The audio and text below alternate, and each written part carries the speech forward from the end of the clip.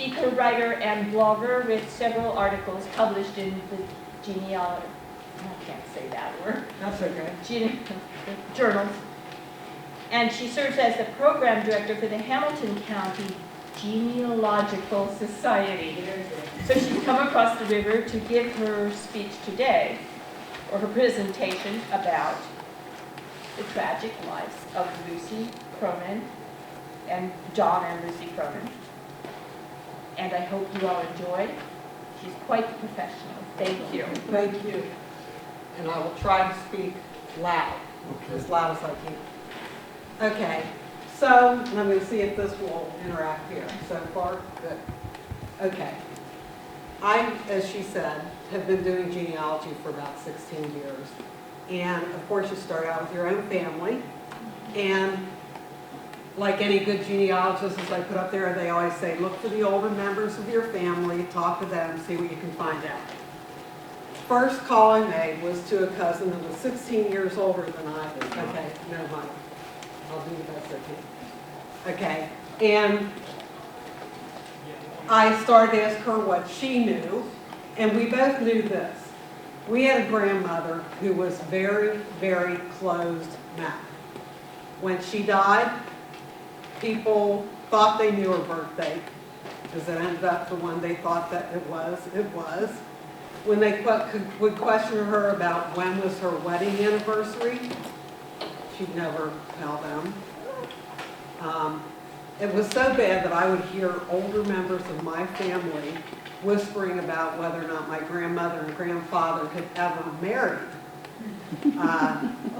As it ended up, I'm going to jump ahead and tell you, when I got into genealogy, I went down to Hamilton County Courthouse and found out they'd been married 59 years. I should be so lucky. You know, so why so closed-mouthed? But this cousin gave me the first clue. She said to me, don't be surprised if you find out that the person we've been told is our grandmother's father isn't. And I said, based on what? And she said, well, I happen to have my mother's baptismal record, and it mentions a different man than we've been told is her father. Like, okay. I said, didn't you ever ask about it? She goes, yes, I did. And here was the response. Oh, didn't I ever tell you that story? Well, one of these days I will. And of course, that day never came. So that's the background. I'm new in genealogy. I don't know what I'm doing. But right away, I have grandparents who are unknown. And she's telling me the one we think is the father may in fact not be the father. So that's the background. So here's what we have been told. My grandmother's name was Maureen, there on the bottom. We were told that her father was a man named John Cronin. We were told that her mother was a woman named Lucy Cronin. And this was her comment about, we call her Jan as a nickname, our grandmother. We were surprised that perhaps John Cronin wasn't the father, because you're going to see in a few minutes, there is plenty of evidence that John Cronin was her father. Okay, so that was the question. Who is Noreen's father? So this is my grandmother, Noreen. For those of you familiar with Cincinnati, by the way, she was born in 1884. She lived, when I knew her, on what is now Riverside Drive, was then Eastern Avenue, 2424 Eastern Avenue. Lived there her whole entire life. The house is still standing, although everything around it is down, including the school across the street. But that's my grandmother, Noreen. And my mother, who was like the daughter-in-law, had some papers that she kept. And what she did is she called her sister-in-law and said, what do you know about it? Because my mom sort of had a little bit of interest in genealogy, and am I ever glad, because my maiden name is Jones. So can you imagine if I didn't have something to go on? Yeah, so I was very, very grateful for her little slips of paper. And the one slip of paper said that her name was Noreen Augusta Cronin, that she was born in Mount Sterling, Kentucky, that her mother, Lucy, had been sick for quite a long while. She had a mammy for a while. That was not defined, although I think I know now.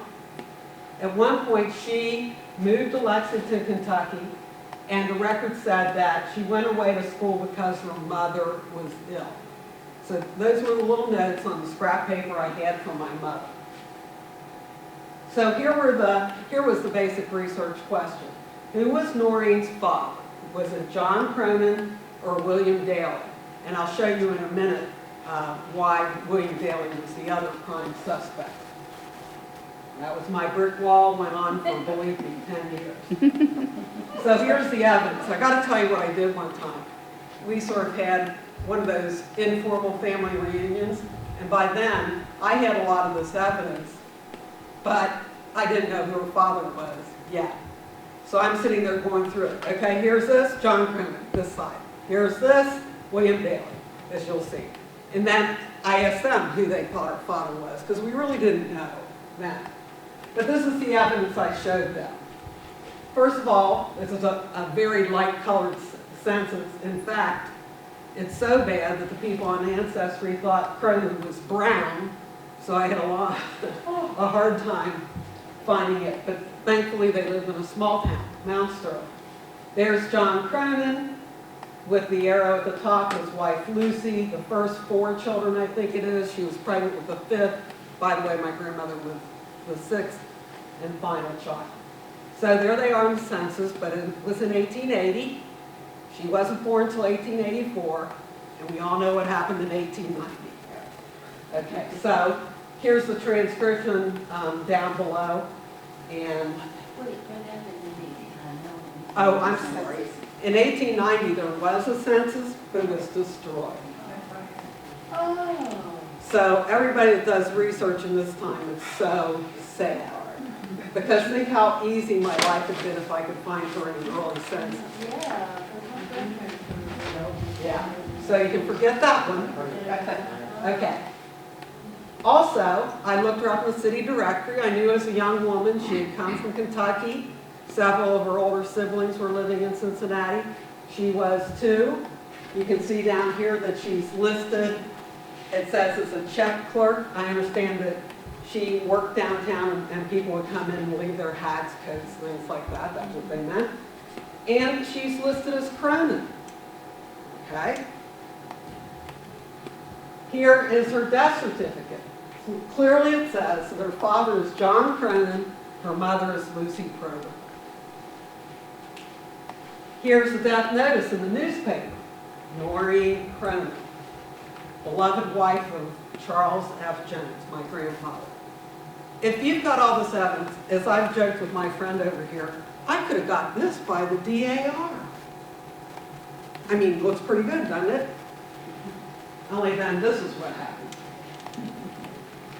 I go down and find that marriage license application, and darn if it doesn't say her name is Noreen Daly Cronin, and that her father's William Daly. Whoa. I go to the church where she got married, which was St. Rose Church on the Ohio River. They even say this was a Jones-Daly wedding, and that her father, if you know a little bit of Latin, that's William in Latin, that her father was William Daly. Here is the the baptismal certificate that sort of set up the dilemma for my cousin, because this is her mother's baptismal certificate, and it lists her mother as Noreen Daly. And that was the thing where she said, don't be surprised. So here was my first clue about what was really going on. I found out from the archives of the Diocese of Covington, who they were very, very helpful to me. I could have never proven anything without their help. And they found this record here with the first 5 children all being put in an orphanage 3 weeks before my grandmother was born. And what's interesting is, part of the record for the boys. Boys lived one place, girls another, father dead. So that limits things. Obviously he was the father of these first 5, but my grandmother hadn't been born yet. So Here are the facts so far. 3 weeks before my grandmother was born, in March of 1884, the first 5 children of John Cronin and Lucy Probert were placed in orphanages up here in northern Kentucky. The intake record states that John Cronin is dead.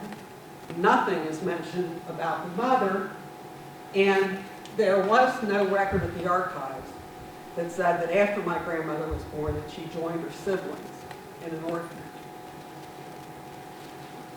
Okay, so, you know, you have to have a theory, and mine was, when I narrowed it down, John Cronin died sometime between 1880, when he was clearly listed in the census, and March 1884, when the children were admitted to northern Kentucky orphanages.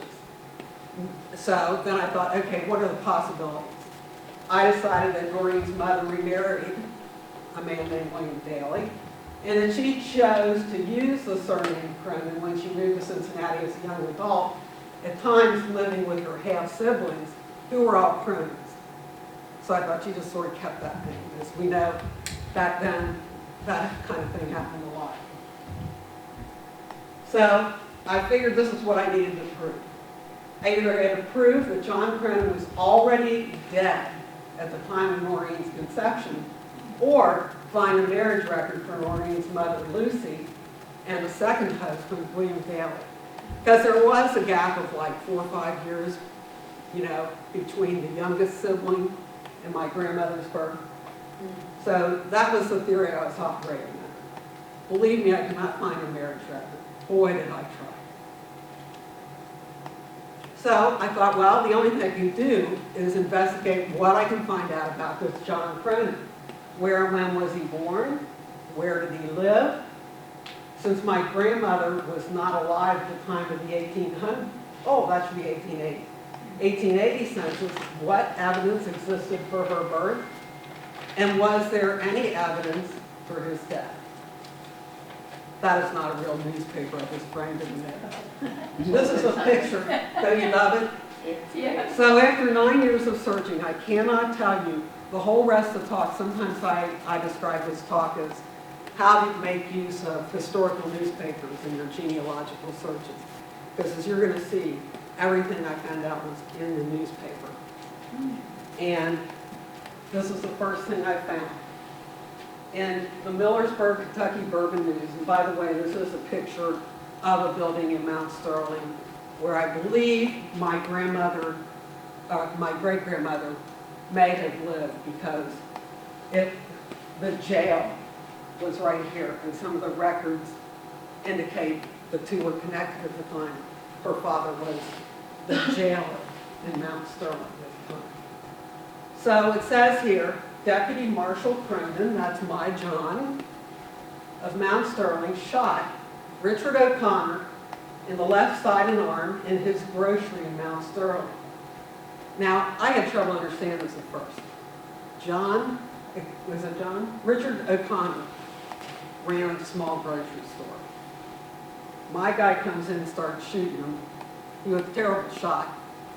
It says he emptied his revolver with no effect. But at the same time, now what you have to picture is that Richard O'Connor's, you know how they used to weigh produce and stuff on these scales?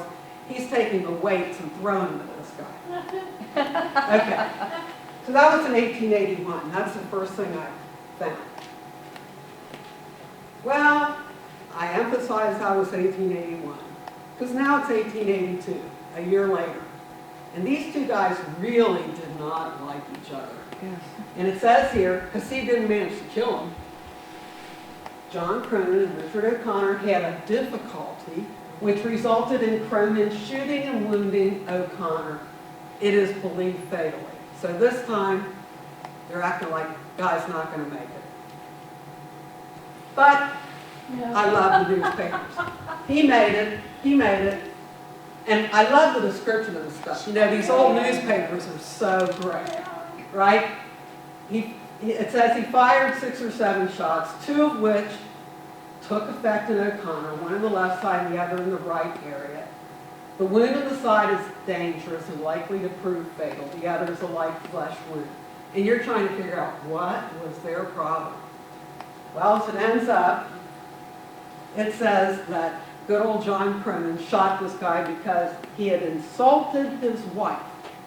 Now remember that. He had insulted his wife. Good old John was out doing his own thing in Kansas and stuff for about 6 months prior. That was the absence during the fall.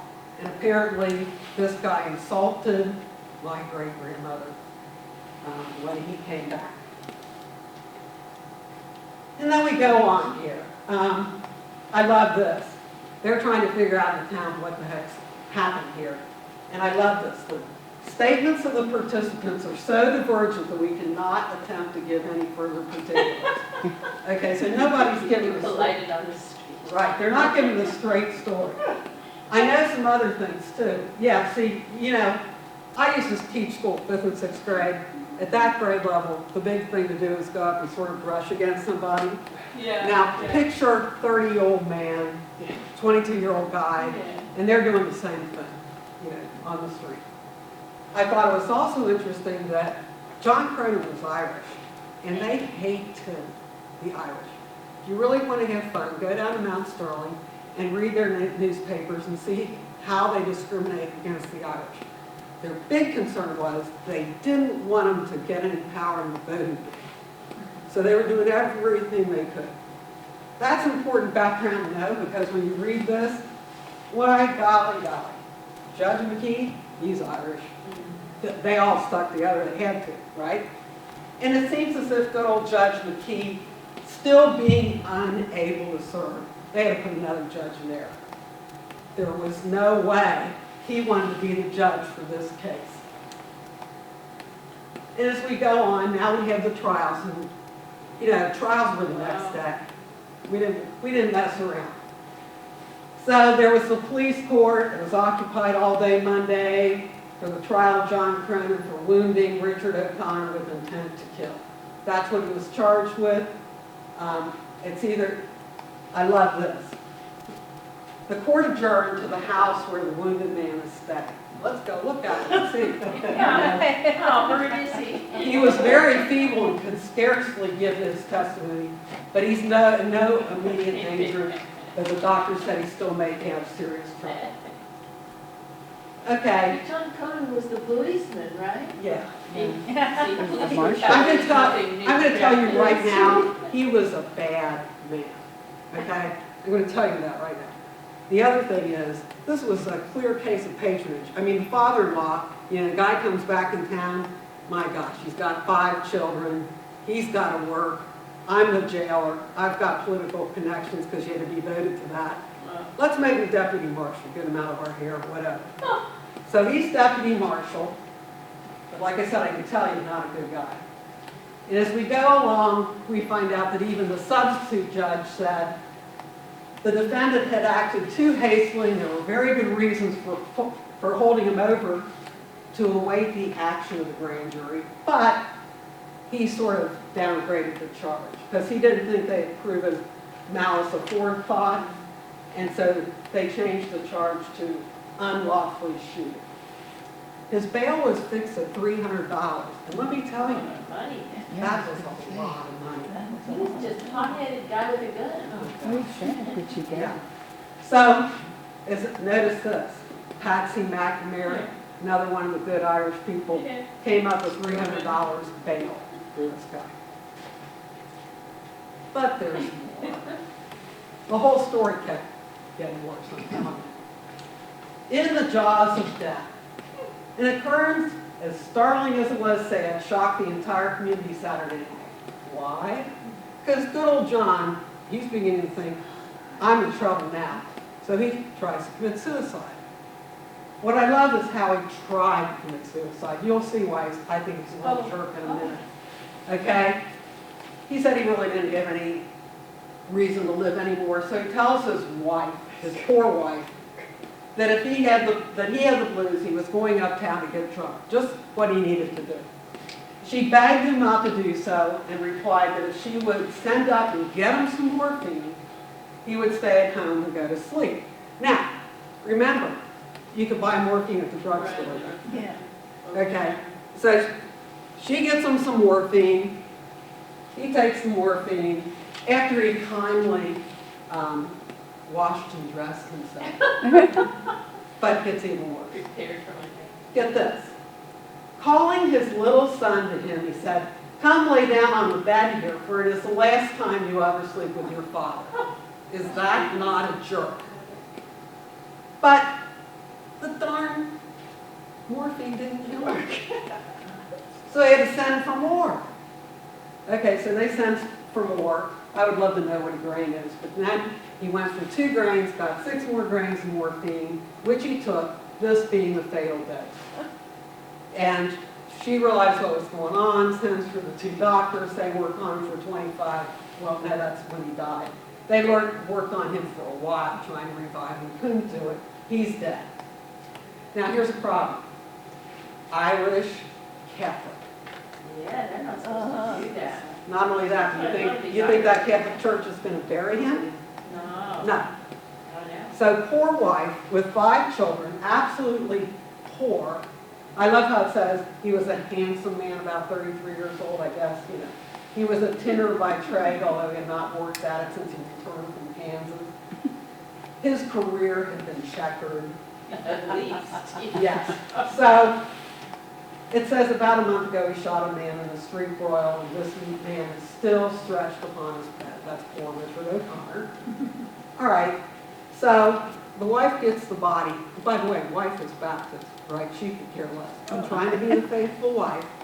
She takes his body up to the Catholic Church, and they go, "No way. Can't bury him. He committed suicide." No. So then they sent a couple people from the town up to Cynthiana.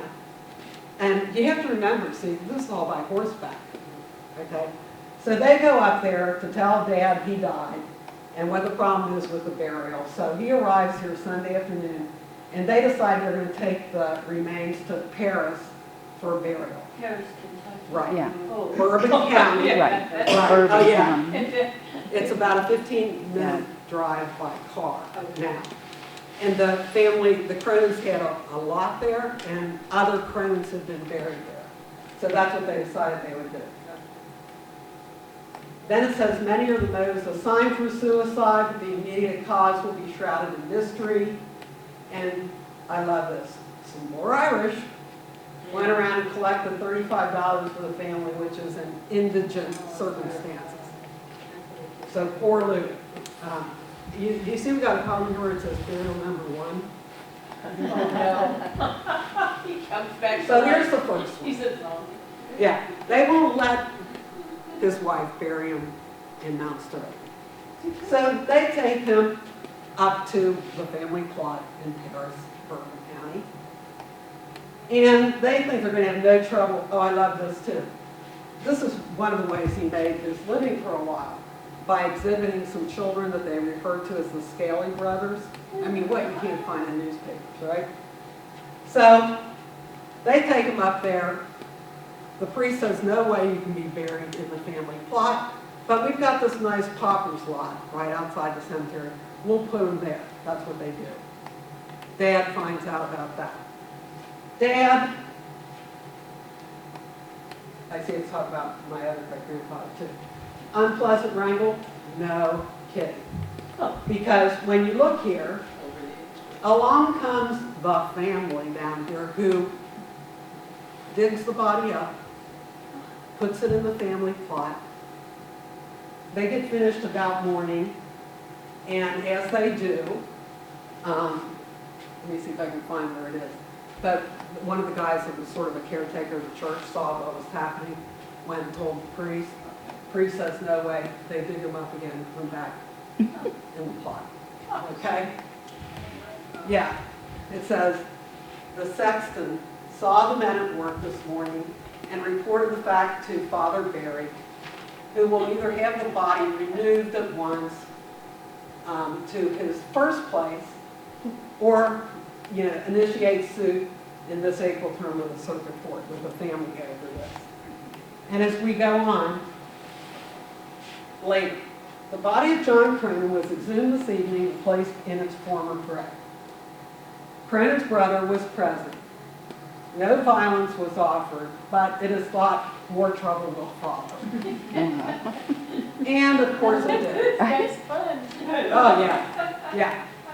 So they're upset because this 33-year-old man who left his poor young widow with 5 children wasn't buried in consecrated ground. I guess you have to have a Catholic background to understand how big a deal that was.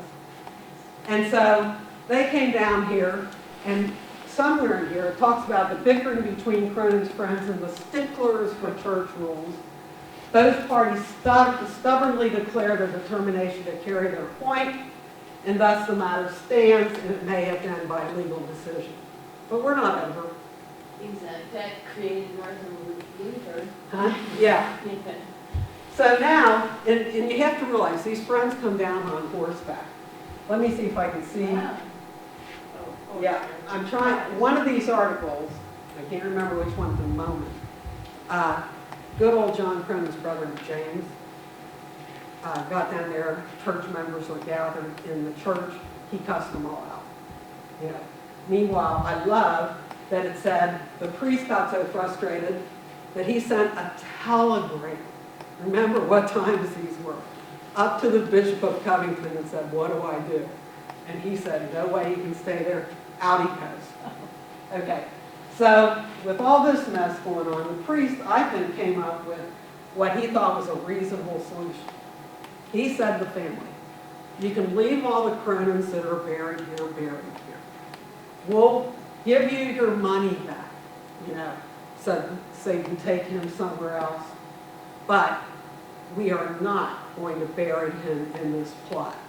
I think that's pretty darn reasonable. No, not with this family. So it says the body of John Cronin was taken here in Paris where burial was refused and consecrated ground by Father Barry. The church would, I'm going to skip through it a little bit, but the body was buried and reburied until Father Barry told Mr. Cronin, the brother, that he could either take the body from the cemetery or leave it where it lay in unconsecrated ground. And here's the part I was telling you about. Yeah. A crowd numbering 80 or 90 men to stand up before him, which polite invitation was, as a matter of course, declined. Okay, it is thought the body will be brought here. And here is back to Mount Sterling, where we started out. Well, here's, why did he commit suicide? I thought, when I had that, see with him, every assumption's wrong. I have to go a little further. I thought it was because he'd been in trouble. This time it really looked like he was going to go to jail. He didn't want to be in jail. He had no reason to live anymore. But no, found another newspaper article. And it says, it is reported that he was also fearful of being arrested and taken to Kansas, where last fall he had a difficulty with a Negro man and shot him. And the truth of the matter is, a couple days before he committed suicide, the governor out there was trying to have him extradited back to Kansas for that. So he was in more trouble than just shooting Richard O'Connor. What I think is really fun, see back then, this was found, I think, I can't believe I don't have it marked here, but some of these were found in the Cincinnati Enquirer right here. Well, they had stringers, you know, reporters down there. And I was constantly amazed how much of the information wasn't there, but it was here because the stringers would send in the stories and they'd be published here in Cincinnati. Well, this was one of those that I believe happened. What I find most interesting about it is the father and brother, they're really, really upset. And they go see the local reporter in Cynthiana, and they want the record corrected. And they say, among one of their objections was, John Cronin wasn't guilty of murder as stated, but he wounded a colored man in Kansas. It is also denied that he committed suicide. Are you kidding me? You know, Just took too much medicine. yeah, right. It was accidental overdose, right? The report that his brother was present when the remains were exhumed the second time and placed in their former place, that's also untrue. And relatives say they will remove the remains either to his father's lot in the Paris Catholic Cemetery or back to Mount Sterling and place them in what some articles refer to as the city cemetery. was basically a Protestant cemetery. And they are determined on this and feel deeply grieved over the whole unpleasant proceeding. And they want this reporter to change the story, clean up, what's left about good old John. But what I find most interesting is this reporter really handled it well. Because he just said, this is what they say the facts are, you judge it. What's the year on this April 10th, do you recall? I think it's 1852, if I recall. 52, 54, we'll see. It's marked, let me get it back one. Didn't you say? 1882. Yeah. 1882. Right before the next child was going to be born. Okay. So what happened to poor Lucy? Lucy's my great-grandmother. Never heard anything about it, ever. So Lucy, and this is an actual picture of her. Yeah. She was, by 1880, both of her parents were dead. So her mother, she was the mother of 5 young children. Her sister Addie was added to the family in 1880. She had 3 boys and 2 girls at this point, and the oldest child was only 8 years old. And if you think that was bad, it was going to get worse. So I told you before that the archives gave me this nice little record about 2 of her sons being placed in the orphanage. They were 13 and 8. They were Irish, and the father was dead. Okay, so we know that. She couldn't take care of them. There was no such thing as Social Security then. This kind of assistance. Right, and I read that, in a book I'll show you in a minute, I read at this time, men could expect to work 60 hours a week, $1 an hour. Women could expect to work 60 hours a week, 10 cents an hour. Now, how are you going to take care of 5 kids, on that little bit of money? Isn't going to happen. It seems funny that they rallied around for money for John, for bail and everything else, but they didn't rally around for Well, kids. it was both. What can I say? Things have improved a little. So, Lucy's husband, John Cronin, died on April 1st, which happens to be my birthday. 1882. Noreen, we now know, was born March 24th, 1884. So, obviously... It was a really overdue child. Yes. So, obviously, one thing I can decide is John Cronin was not her father. That means you're not related to John. I am so glad. I know. That was one of my great discoveries, that I am no way related to this guy. Okay, so here's my grandmother. How old do you think she looks? Like 5, 6? I know more to the story about this, too. I'm not sure of her exact age, but if you remember in my mom's notes, it said she lived in Lexington for a while and had a mammy for a while. We'll see in a minute why all those things make sense. So, sometime after Noreen's birth, Lucy and Noreen did move to Lexington. I have no proof that she was ill, but after years of research, I found Lucy in the 1890 city directory. One of my cousins, who is related to Lucy's father, like I am, but the father had 3 children with his first wife. This is the jailer. When they had their 3rd child, she died in childbirth. And there's a whole nother talk on him, I'll tell you. Okay, so he remarried and had, I believe it was 6 more children. We'll see in a minute. And this cousin that shares the same jailer as an ancestor said to me, "Why haven't you checked in Lexington?" And I said, "I don't know, why would I?" And she said, "Because it's the only place where you know she was that you haven't checked." Good point. So I drive down to Lexington. Sure enough, I look in the city directory and I find good old Lucy in Lexington, where she's supposed to be, in 1890. My grandmother would have been 6 years old at the time. There she is. Lucy Cronin, widow of John. Don't get much better than that. But then I call the librarian over and say, "Why does it say that she's living in the residence of Madame Sue Green?" Madam. And the librarian takes one look at it and goes, you know, I really don't know. And I said, well, did they refer to, this is how stupid I am, they refer to women as madam? I really don't know. So I looked up Madam Sue Green in the newspaper. Here she is. She's a widow, residing at 35 McGowan Street. And I look up newspapers and daggone her, she done run the brothel at 35 McGowan Street. Now I started cracking up. I am sitting there laughing. And the librarian came over and said to me, somehow I did not think that was going to be your reaction. You know? And she said, when I looked at that address, I knew exactly where she was living in the red light district. I didn't want to tell you. I didn't know how upset you would be. I was actually thrilled to death just to even find her. I loved it. Everybody was taking morphine. I found more prostitutes offering themselves on morphine. Sue Green tried to do it.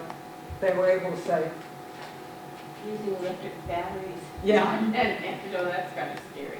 this is what I love. So I've got the address. I looked on a Sanborn map. There's another reason, I'll tell you the story in just a minute, about the prostitute that lived here. And here's my grandmother up there. Oh, no, excuse me, it's just the opposite. This is 35, that's 59, McGowan Street. You probably can't see that from where you're sitting, but are you ready for what they called those houses? It says female boarding. Boarding, like it was a boarding house for these women. And they were all prostitutes living in these boarding houses in the red light district. A whole bunch of them. Oh, yeah. Oh, Well, I got that book. Bell You mean we have yeah. somebody here that knows about Bell Breezing? Yeah, everybody knows. How that. many of you know about Bell Breezing? Oh, I got that book. Do you? Yeah, I've been down there, and yes, yeah. I put this up here because, you know, sometimes you find the answers to your brick walls in very unexpected places. For those of you that don't know about Bell Breezing, she was a famous, more than one book, this isn't the only book, another one came out just last year. Very famous, high-class prostitute Yes, in Lexington. She was the madam, though, after a while and ran everybody else and took money off the top. Most of her customers were high rollers who wanted Keeneland and came over and spent it at her place. Her girls were really high class. You could not be down in the parlor unless you were in formal evening wear. They got paid $5 as opposed to my great-grandmother who got paid $1. Yeah, that was the going rate. But I find this book, and this is the most interesting lady, and every year down in Lexington, I want you to know, they have Bell Breezing Day. They have Bell Breezing bars. She was pretty smart. Oh, very smart. Well, they had it on. They celebrate. At the same time, I'm finding this out in the library. Well, what time is it? Yeah, you got 6 minutes. 6 minutes? I'll be fast. At the same time that I'm in the library finding out about my great-grandmother, they've got this book on display, all these artifacts from her home. It's really incredible. So I buy the book, sold by the friend of the public library, take it home and start reading it. It seems like good old Belle was a very good Catholic. And her house of prostitution was based on the one that was used in Gone with the Wind, based on, huh? Bill Butler. Yeah. Same Belle. And why can't I, Margaret Mitchell, is that her name? Yeah. Margaret Mitchell's husband would describe this place and how lavish it was and everything. And based on that, she put it in her book, Gone with the Wind. And as I'm reading this, poor Belle had a little girl, and her little girl was developmentally handicapped, as we would say now. And up until the age of about 6, she had her, you know, a woman in the neighborhood she was paying to take care of her daughter. Well, as it ends up, being the good Catholic she was, she went to the Catholic priest and said, what do I do? You know, she's getting older, what do I do? And he told her about this group of nuns that was up here in northern Kentucky, Good Shepherd, and that their whole mission was to help women and children of women like this that got caught in a spiral, and that's where she sent her daughter. All of a sudden, the little bells and whistles go off for me. Yeah, my grandmother had a mammy for a while. Yeah, I bet that picture when she was 5 or 6 was right before she came to this orphanage. Because for years when I was trying to find her in the census, daggone, there she is. They changed her first name because that good old book told me they changed their names to protect them while they were there. So that's my grandmother. It was verified by, well, not only is she in the census here, and everything fits. Her age, her parents' age, the whole bit. The real father, she's listed there at the House of Good Shepherd. The archive sends me this document, and daggone, they took her in when she was 7 years old, daughter of William Daly. It's right in their record. And the archivist told me that they probably called her Augustine. This is her baptismal record, because a guy named August stood in as the godfather. So he thinks that's why they chose that name. And his sponsors and everything else. So what I know about William Daly, I'm going to go through fast. I know that he was actually a friend of the family in Mount Sterling. I know this because not only did he live a couple blocks away from John Cronin and his wife and kids, but in addition to that, his older sister Ellen was the godmother of some of their children. So they were close family, and that's who the father was. He never married. You've seen these documents before.